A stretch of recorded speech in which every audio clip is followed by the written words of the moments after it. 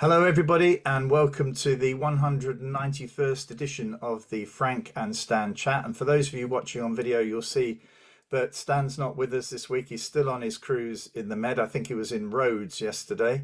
But we have Kendra Allen back with us today. Hello, Kendra. Hi Frank, hi Max. Yeah, great viewing figures last week, Kendra. I hope we'll make sure we share those with Stan. Don't, you won't be happy. But Mags Bradbury, been trying to get you on the Frankenstein chat for a long time, so I'm delighted that you've been able to join us. What sort of week have you had, Mags? Um, Really good actually. It's kind of I work for the University of Manchester at the moment as the head of social responsibility and civic engagement. So it's the end of all the teaching, which means it's conference season, which is just brilliant because it gives you a time to reflect and think, and the sun's shining, and that does help. Wasn't there a big 200-year event last weekend?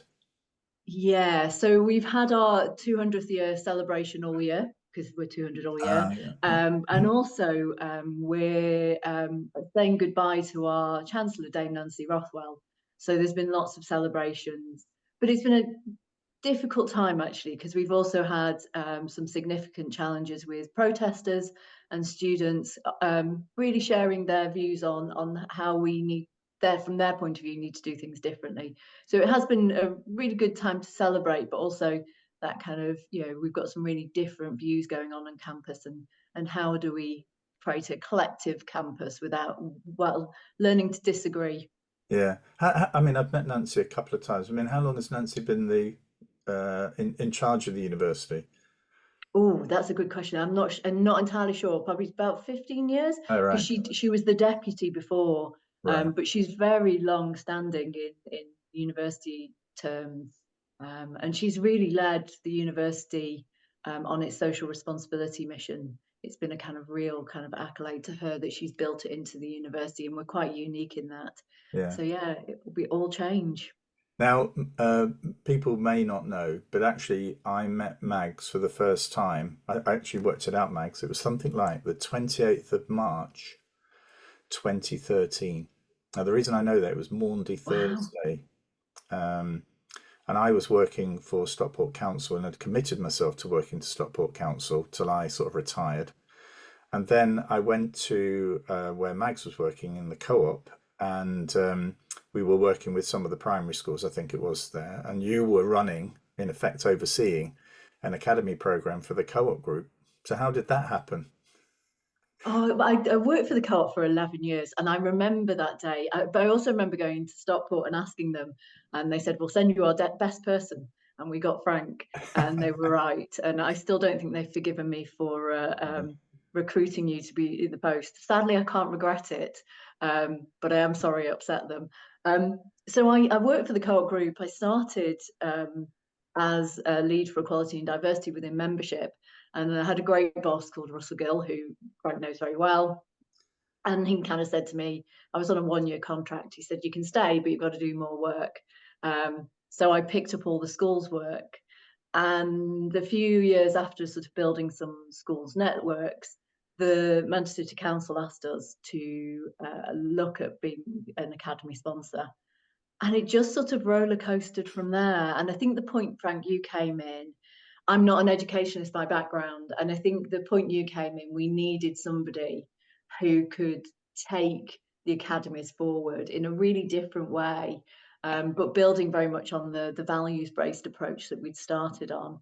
And yeah, we had lots of car journeys, didn't we, Frank, We over did to at that time. Leeds? Mags hadn't passed the driving test, so I was the sort of Oh, highest paid chauffeur in the trust. But I have to say, I mean, one of the things I've spoken about this before, Mags, that and I've actually written about this. I think I may have shared the paper with you, but the induction I had as an HMI with Ofsted in 2001, and the induction, which was primarily around immersion into a cooperative world and the car journeys that we shared, traveling to each of these academies. Those two induction experiences were the best experiences I ever had. So I think you converted me into a better cooperator, during those car journeys, and I better understood, what had happened, the relationships with each of these academies, why they were there, and all this sort of stuff was really important to understand the journey that they were on. So, Could start a new trend, Frank. Induction in the car. Yeah, I mean, they were really good because actually they're really good places to have really good discussions because they're not sort of the intense sort of face-to-face conversations. And they were also based around place. So we go somewhere, see something. But I think, Frank, it was a really positive. It was a really difficult time for me because I was very emotionally wedded to the academies, and I didn't know how I was going to hand them on to somebody. So there was an element of sort of, oh my goodness, someone else is going to be responsible for these amazing organizations.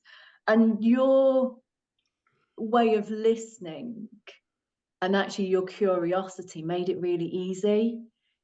I never felt, because there were big gaps in the program, Kendra. There was loads that because we were kind of building it from Well, start. There was just one of the massive classic gaps. ones, Mags, and I think we can reveal this now, is that there were 4 academies in Leeds, and we weren't entirely sure until the auditor came who was actually in charge of them, who the accounting officer was at that point. It was resolved before, and the audit was fine, but it was that sort of fault line that existed in the setup. But I think though all of these were in difficult, challenging communities, though, weren't they? It was, yeah, and some of those head teachers stuck with it all the way through, and have proved that they were amazing leaders, Yeah. given the right sort of level of support and encouragement, really. Right, Kendra, what's caught your eye this week? Well, I'm going to been caught my eye was something that is at the heart of Stan's philosophy and beliefs. So I'm bringing Stan into the chat in his absence, because this week many things are going on that are about broadening the curriculum, life experiences, things that will inspire children, memories for children, just creativity in the curriculum. And 4 things that I'll just talk briefly about. One today is Make Music Day, where the Make Music Society are asking people to make music outside. Lots of schools are joining in, but it's not just for schools, it's for everyone. So if you've got a tambourine or a pan and a wooden spoon, get outside today and make some music. But it's to excite children and bring music into the curriculum. That's one of them. I also, yesterday, Leicester had their Clean Air Day, which they do every year. They've done it for a number of years, and it's to try, and it's actually not about the curriculum, it is to try and show parents that there are different ways to get to school. So they close the roads around all the primary schools. So Wow. parents have to find a different way to get their child to school. But because they close the roads, they do lots of different things in the schools. So they do assemblies outside, they do fashion shows, they do baking outside, they do lots of creative things for the curriculum outside. A super day in Leicester, and it's growing each year. And then last night I caught up on Portrait Artist of the Year, which I can't tell you how bad I am at drawing. I've got young grandchildren that are all saying, "Grandma, draw a unicorn." I mean, it looks nothing like a unicorn. But I love Portrait Artist of the Year. And the one that I caught up with last night, they'd had a competition in schools to draw a teacher. It was all about identity. So Portrait Artist of the Year was about identity. Draw your teacher. And they had 6 famous people, like Keith Lemon, Lawrence Llewellyn-Bowen, Paula Wilcox, people like that were painting these 3 famous people. But they brought the children in to work in front of them. And the Wow. children, and in the building, they had lots and lots of art things going on, and children from lots of schools had come and they were doing artwork. And the memories. And then this week I visited a school, I will name it, Crochet Booth in the Rawtenstall Valley, and living history. So the head said to me, "Come on, we'll go and watch this music assembly." That's fine. It was a singing assembly. that we all know them, we've all seen them. But halfway through, honestly, there was this tremendous noise, and this teacher came in dressed as a Viking with all his year 5 and 6 behind him, with swords, and they were beat, and the year 3, 4 were terrified initially, and you could tell it was so well taught. There were farmers, there were fishermen, there were mothers, there were fathers, they all had different roles, these children, but the basic thing was they were tying children up and dragging them out of the hall. Tied up. Sounds And terrific.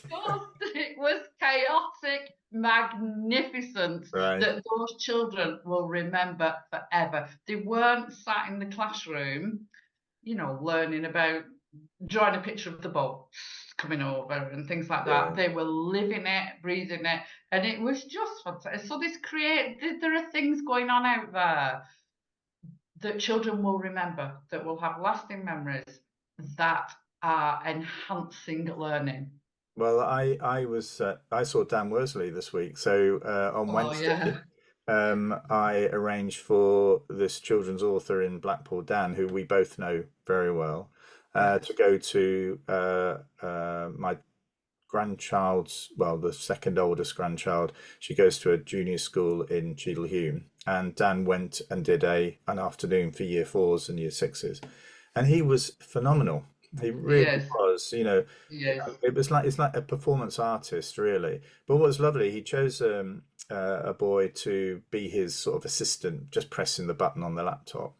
And afterwards, in the evening, the mother of that child tweeted to the school, how proud he felt that he'd actually been the assistant of Dan Worsley, and that he was coming home talking about how wonderful that experience was, So yeah, I mean, it's a shame all this is condensed into after the SATs, after the GCSEs, isn't it, really? There's that side of it. But anyway. It is the bit about Kendra, the bit about music's really interesting, because I was sat with one of our schools yesterday who were talking about their school's outreach program, and we had sort of musicians, but kind of from Latin America, very much celebrating Latin America and Caribbean culture. And they'd been really shocked that they'd gone into the schools and the schools didn't have musical instruments. So they'd had to work with a company to get them to loan them, and they couldn't convince them to let them give them, but they loaned them. And I think they were really shocked about how music was treated as a nice to have, sort of peripheral, sort of your point about, it's after all the exams, because kind of in their culture, it's much more fundamental to who they are and identity. So it was really interesting that sort of they were really, really kind of enthused by what they've done, but also like, what is this culture you have where music isn't integral, is kind of seen as a small thing you do afterwards. And it was fascinating to listen to them. Unfortunately, the musical instrument is prohibitive for schools now. They just don't have the budget. They don't have the budget for the staffing. So things like musical, but more and more schools are now bringing outside agencies in and doing lessons. We're really fortunate in this area where we live. We're close to a secondary school who are national brass band champions. And so all the primary schools that they work with get free lessons. They get the instruments for free. Both of my children play instruments because they went to those schools. And it's like crucial in the school that everyone does. But fortunately, they still do PE and other things, but brass bands are the big thing. Fabulous. Okay. Not many schools have a secondary school like that near them. No, it's interesting. What's going through my head is often you'll get, say, in a secondary school, a small sort of orchestra, which is primarily made up of children who are taught outside of school. They may have the odd lesson in school, but it's a collection. You can imagine the area that I'm sort of got in my head here, can't you? But actually, there's a video on YouTube of in America of a secondary school where the head of music came in and was determined everybody was going to be part of the orchestra. We're going to have a school orchestra for everybody. So there were literally sort of 150 children on the stage, right? He's conducting. And I have to say, the noise they made was musical, but it probably wasn't perfect by a long way. But what was lovely was the reaction of the parents, who at the end of the piece, where it's amazing conducting because he did actually get them all to end at the same time, but they all stood up and Yeah. applauded, for what was, this was the start of the journey for them, wasn't it? And the worst thing is having somebody who's sung in front of public before is for people to say, well, you're not a very good singer, are you? Or you can't play guitar Yeah. very well, can you? Yeah. Those are the sort of things you don't need. You perhaps need No. something that you could play it better if you do this, but you just need to encourage people to have a go and to enjoy the experience. But you get both of my children played in the Royal Albert Hall, Wow. and they played in massive venues in London. They've been to Paris. I mean, they wanted to do it because the last day they spent in Disneyland. But before that, they played around Paris. They've had some marvelous, and my son doesn't play anymore, but my daughter still plays, and they have great friends that are, in the big brass, the famous brass bands. They're The yeah, Grindthorpes and great places live. like that. Yeah. Yeah, great live. Mags, what's caught your eye this week? Well, I imagine probably no one else has really noticed, but elections Oh, has really? kind of featured quite highly, and actually, it was actually a conversation with my niece rather than all the press and watching people talk over each other and shout at each other and not answer a question. So I run with my niece, which is a real pleasure. We do the park runs on Saturday morning, and we always go for coffee, maybe a bit of cake, often quite a lot of cake. And we have run, so we've earned our cake. And she was we were having this conversation about who you're going to vote for. And she's 20, she's at university, and she was like, I don't know yet, and I'm finding it really difficult. And the conversation was really about the fact that at school she hadn't been taught about the election system and politics, and that or she wasn't listening. She did admit it might have been taught and she was looking the other way, but sort of so she didn't really understand the political system in Britain, and she also couldn't get a fair and balanced view. And so everyone she wanted to talk to had a really clear view. So she'd been trying really, really impressively to read some of the manifestos, which is quite a task. And it was that personal reflection, because she started to talk, and I started on that really good lines of going, well, this is the roots of the Conservatives, and this is the roots of and then all of a sudden I could just feel myself very much veering to what I vote, and the desire to convince her to vote for what I vote for. And I thought she's got a really good point here, because actually it's really difficult, if you care about politics and you care about your politics, all she's ever going to get is, even when I was talking about the other parties that I don't vote for, I was slightly less warm and excited by their policies, even though I was trying to be fair. So it just made me think, there's so many people that aren't going to vote, and aren't going to exercise what is fundamentally a civic right. How do we get young people in schools to be civically engaged, and how do we get them to be able to make their own judgment? And even now saying that, I was like, as long as their own judgment's what I think, it's kind of like, it's a really, and I think it's a real challenge for us as a country, that if we do want people to vote, we need to educate, and it's not just about it's your right to vote, it's how and why it's important. Yeah, it's funny because I think without that, people are not aware of the limitations of your local MP, and also how if they don't follow the party line, what a significant position that is for them, and how that might affect things going forward for them and the support they might or might not get from their party. All of this stuff is because I often hear people say, well, I've had this MP for 15 years. It may be legitimate, but he or she's done nothing for me. Well, actually, that to me signifies somebody doesn't quite understand, how the political system is set up. It doesn't mean to say that's the way it ought to be, but that's the way it is, and yeah, you're right. It's funny when you think back now to your experiences of the things that you really felt you ought to have been taught, but were not taught. All right. Do you remember the first one for me? sex education.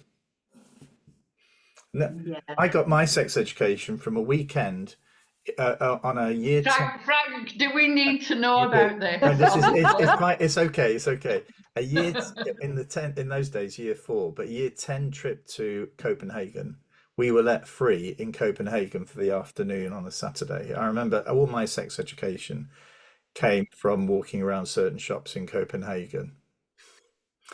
So, but and we've had guests on here who are actually producing support material for schools because teachers are embarrassed to cover some of these topics, you know. So I put sex education on my list. Political system is another one. I don't yep, know if you, Money and finance. money. They do more yeah, now. They do a lot more now. But I was financially naive when I went to university. yeah, Totally. I knew nothing. I knew even getting a mortgage after university, a long time after university, getting a mortgage, no idea. No Yeah, idea about banking. Just so naive about money. I think it is all these things that sort of, I think we're assumed that we'll somehow get in our lives, that, you know, someone will tell us about sex and it'll be fine. You know, someone will tell us about kind of how to manage money, or you'll somehow absorb that information. And I think it is just, there's loads of things that, so, and I apologize to all the language teachers that kind of, but I'd never been abroad until I was 19. uh, So I had no context. So I should have been taught that languages are spoken overseas, and that's really important, you know, and what it might feel like to go overseas, and sort of, you know, some form of context that actually, why, because I learned French and I was like, never been there. It's nice. yes, You know, but I kind of, if you've been to a different country and experienced being in that place and language, you know, Welsh is the other thing we should all be taught. It's criminal that we have a national language that is so close to us and it's not taught in England. But there you yeah, go. There's no, I my agree. political I rant agree. over. Hey, Max, have you got something else as well? Oh, yes, sorry, I got all excited by elections.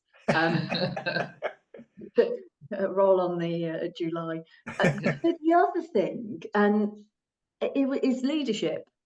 And I'm not going to talk about football, because as Frank knows, I know nothing and Nothing would about only football. embarrass myself.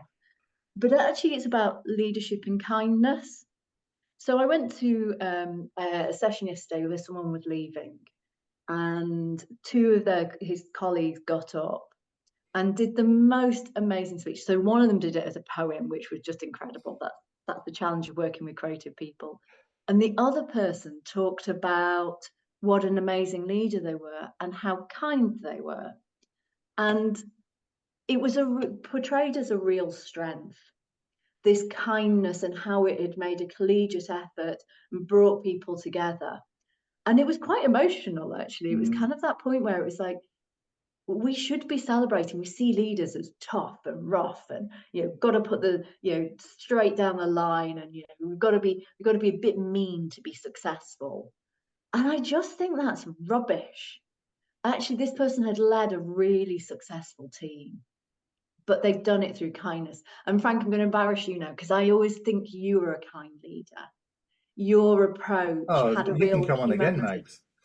Ah, book me in for How next much week. have you paid, Frank? Frank, that must have cost a No, well, I've been fortune. trying for years to get Mags Bradbury on here. But Just so you could say that. so Kendra, he was the kindness, you know, because actually going through the academy system was really traumatic for lots of colleagues. It felt like a bereavement. It felt like, you know, they were losing identity. And Frank would take people through that with a kindness and a warmth. But he was tough. He wasn't a pushover. It Yeah. wasn't that sort of, you know, everyone got their own way. But the intrinsic kind of kindness meant it was just something you could be really proud of. And I've seen other leaders doing it, but I still think it's too rare. We still see leaders that's got to be tough and mean. Yeah, it's interesting, Mike, because I saw. I think you know that I support an organisation called Innovate Her, which is about trying to get women into prepared for working in the tech industry. And their CEO, Chelsea Slater, was on a podcast this week with Michelle Roach. Now, Michelle Roach used to be the chief operating officer for Manchester United. I think she was also, she may still be, but I know that she was involved at the airport in a senior position. And what they were talking about was introverted leadership. So in a sense, introverts who end up leading, and the challenges that there are for the introverted leader. But also, I think as in the conversation, there was something about that introverted leader being able to see the challenges of introverts who can bring so much to the team, but are not given the opportunity because they're viewed as, in a sense, sensitive or vulnerable because they're introverts. So there's a fascinating discussion this week. It made me think again about the point you were making, Mags, that triggered it for me was that the brash, the bold, the dynamic, all of this. Well, Chelsea's all of those, but she does it in her introverted way. And the team love working for her. Absolutely love working for her. And Kendra, you must have seen that in your career, kind of with teachers and head teachers, and that sort of how we end up trying to pigeonhole people into leadership roles and leadership sort of like. I think teachers quite often pigeonhole themselves. So I worked with a magnificent leader, and in a school that I was head teacher of, and she was nursery Key Stage 1 teacher, and she said she wanted to go for teacher. She was really kind and caring. I don't think anyone would maybe use those words with me as a head. I surrounded myself with kind and caring people. They did that. But this teacher, she was super, and she said, I say, oh, you could go on to headship, and she said, oh, I might look at a nursery. And I'm going, no, you need to look at a primary school. And she did, and she got a headship of a small primary school. She's currently the head teacher of a 2-form entry school in the centre of Liverpool. And wow. Doing magnificent things. A school are doing great things. At one point this academic year, they've had the ear of number 10 with some of the things that they've been doing. And she would never have. She was, kind and caring, and yet she wouldn't have gone for that headship had she not been encouraged. And she's a brilliant leader, and you do come across people who think they can't be a head teacher or think they can't be a senior leader because they are too nice. Do you know? It takes off. I think heads change the roles depending on the people that are around them. You need somebody who's going to be driven and dynamic. And when I was a deputy head, it was seen as the head was the driven and the dynamic one, and I was the kind people person that listened. But then I've been in other headships where I'd taken over a school in special measures where you had to drive the school forward. But the deputy head then, he was magnificent and he was kind and caring, and people went to him. And he was so experienced, and I'd say, oh, what they're saying, and he'd say, oh, you don't need to know, Kendra. You don't need to know. Just carry on doing what you're doing, but I'm not going to tell you what they're saying. But isn't that interesting, even in that there's that sort of element of you don't have to do it all yourself as a leader. Actually you can almost delegate kindness, but also appreciate and value it as a leader. Actually, and what's caught my eye this week, I'm going to change it because I was going to talk about the DfE withholding the names of its Oracy advisory board, but I'm not going to do it. I'm going to pick up on the point Mags made about Wales, and that and because it also links in with sort of different type of leadership, in that Mags and I know North Wales quite well, and so there was a lot of noise about the 20-mile-an-hour speed limits in Wales. So the village where we have a static caravan in North Wales, they still have the 20-mile-an-hour speed limit, and the Welsh government were determined they were going to bring this in, and they've rowed back on it, sadly.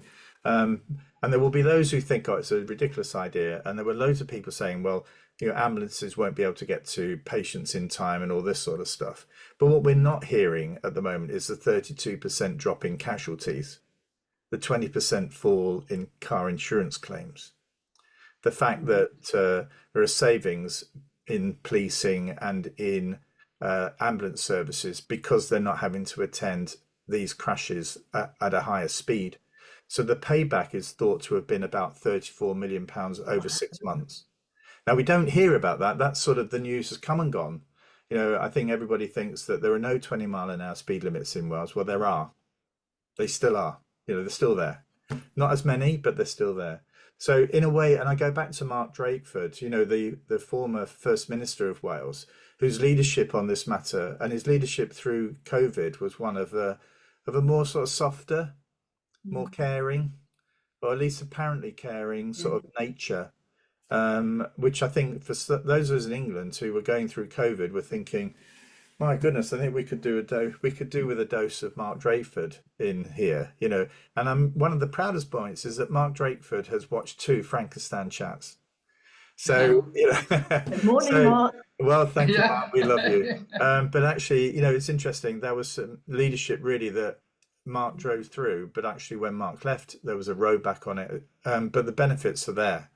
So I struggle with the objection to it because it's not that bad. It's just 20 miles an hour. I quite like going at 20 miles an hour. It's beautiful countryside. You can look around more. So I struggle with the whole sort of, I can't go at 30.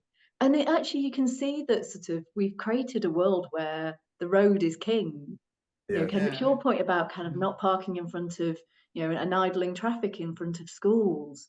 Air pollution is kind of killing people, and yet we're still kind of having my right to drive 10 miles an hour faster is been infringed. It's like yeah.